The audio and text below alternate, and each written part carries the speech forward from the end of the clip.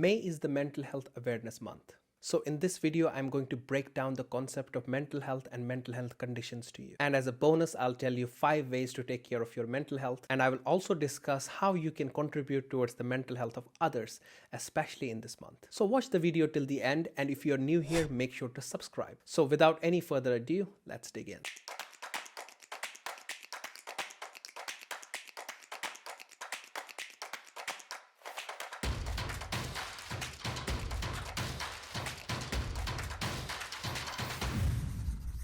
Hey guys, merhaba, this is Yakin Skandar and I'm back with another video. I'm a psychotherapist and a research scholar in clinical psychology, currently based in Istanbul, Turkey. So mental health is a widely discussed topic, especially after pandemic. Everybody is talking about mental health, and with teletherapy getting more and more famous, this is a pressing topic that needs to be addressed and discussed, especially in this month of May, which is the Mental Health Awareness Month. Just like personality, we all have mental health. Sometimes we have this feeling that we really know something, but when we are asked about it, we kind of feel blank. I believe mental health is one of those issues. So whenever we talk about mental health, what comes to mind? What comes to your mind when you think about mental health? And in most of the cases, it's actually mental disorders that come to mind. So whenever mental health is talked, people think about depression, maybe anxiety. So coming to the point, I really love the definition of mental health as put forward by the United Nations, which I find really comprehensive. And the UN defines mental health as the state of mental well-being that enables people to cope up with the stresses of life, realize their abilities, learn well and work well, and contribute to their community. If we break down this definition, there are 6 elements to mental health: mental well-being, coping up with the stresses of life, realizing our abilities, learning well, working well, and making contribution to the community. So let's briefly talk about these. Talking about the mental well-being, it's a bit different from wellness. I mean, we often use the words wellness and well-being interchangeably, but wellness is more about the activities that you do to be well, and well-being is more of an inner state of how you feel. So mental well-being is you are at peace with yourself. You do feel that you have good mental health, and it's sort of like you do feel good about yourself. Number 2, coping up with the stresses of life. Being alive means to cope up with a lot of stresses that life can bring. If you're able to do those, the daily life stresses that we have, be it the traffic, be it the stresses of the school or the company that you work at, or if you are a freelancer or if you're self-employed. So life brings its challenges every day, and if you're able to cope up with those, that can indicate good mental health. Number 3 is about realizing our abilities. So mental health is not just being free from pathologies. It's also about realizing your potential. So if you have realized your potential and you're working towards realizing more and more of yourself, that is actually an indicator of good mental health. Number 4, learning well. Are you able to concentrate, focus, remember what you learn? Because one of the indicators of mental health is actually you're able to learn well, which is also related to number 5, that is working well. If you're able to function properly, and work is not just your professional work, it is daily life functioning. If you're able to function properly, that would mean and indicate good mental health. And lastly, its contribution to society. So mental health is not just restricted to your own self. It's also about doing your part towards making the society or the community that you live in better. So by being who you are in a good mental health, you're already contributing just by being there.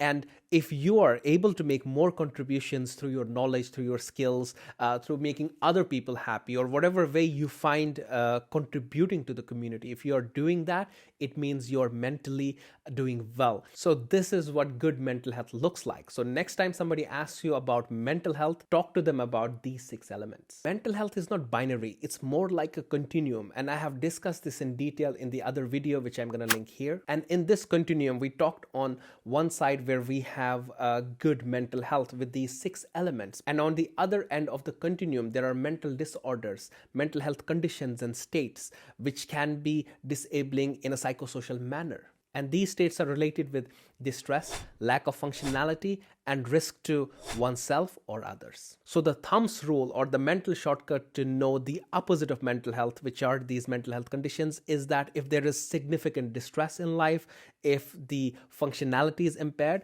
and if the individual is at a risk of harming themselves or others. So coming to the part of improving our mental health as well as contributing to the mental health of others. Even if you want to help other people that we're going to talk about, especially in this month of mental health awareness, you have to start with yourself. That's why you're always told in the plane that if the cabin pressure drops, please put on your own oxygen masks before putting it on to other people. I have major 5 points here by which you can contribute towards your mental health and that of the others. But it's really essential to take care of your mental health first before you contribute to the mental health of others. And that's why the first point is about taking care of your mental health, which actually has 5 sub points that I'm going to discuss with you about how you can take care of your mental health. Number 1, working out. Human body really needs movement. And because our lifestyle has become more sedentary, especially after the pandemic and all the remote jobs, it's extremely essential that you at least have 1 hour of movement every day. So it's not only about going and hitting the gym, it can be taking a daily walk or taking a run for at least an hour each day. The second thing that you can do to take care of your mental health is actually taking a good diet. Avoid processed foods, and your intake of processed food should be less than 20% of your total intake. Try to eat more organic food, healthy food, and avoid sugar and carbs. The food that you take can actually have an impact on your mental health. Number 3, sleep. Sleep is really essential, and I cannot emphasize it enough. If you want to have good mental health, and research studies have shown that how much of a difference can good sleep have.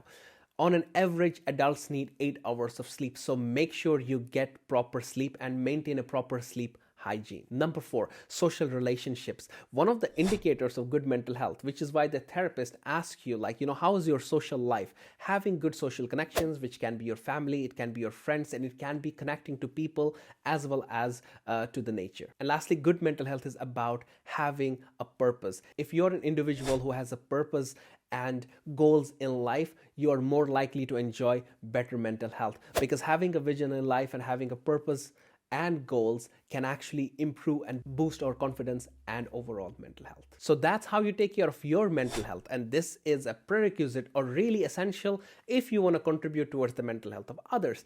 And on a side note here, apart from these quick 5 tips, we can always see a therapist for mental health evaluation. You don't always have to see a therapist only when you're going through something catastrophic.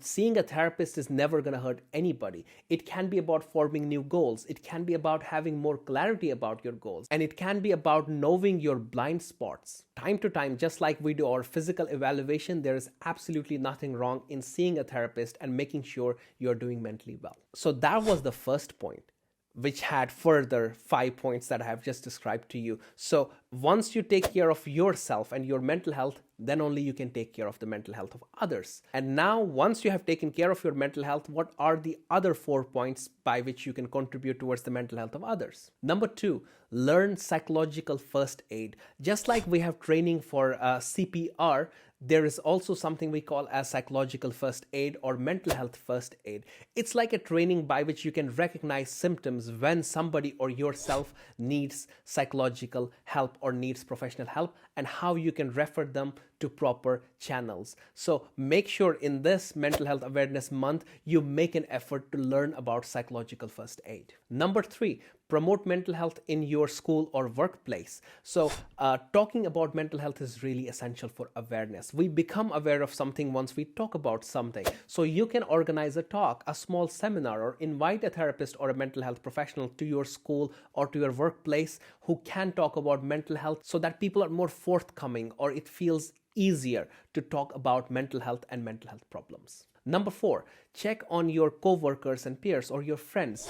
Everybody goes through something difficult in life, right? And that's why we therapists have this sort of a code in which, rather than asking how are you, we tend to ask how are you feeling? And that really hits differently, because sometimes what we want is somebody asks us at a deeper level of how we are doing. So it's really good if you have friends at your school or workplace and you really ask them how they are doing and check on them if they are doing all right. It leads to stronger bond, meaningful relationships, and because of this, you can be a contributor towards somebody's mental health. And lastly, my last and 5th point would be talk about mental health. Talk about it, because there are a lot of taboos which are wrapped around the concept of mental health.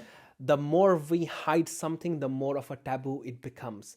And when stories and traumas are told in safe spaces, the shame and the guilt goes away. So if your workplace or school is a safe space for others, one of the indicators of that is people are forthcoming and open about how they feel about their mental health. So create safe spaces, and that safe space could be your school and it could be your workplace. Remember, mental health is an integral component of health, and it really affects our ability to make decisions, to form meaningful relationships, and to contribute to ourselves and shape the world that we live in. So this is it for now, guys. If you like this video or would like to see more content like this, make sure to subscribe. And if you have any specific questions or curiosities about psychology or psychotherapy, make sure to write those down in the comments section. I'll see you in the next video.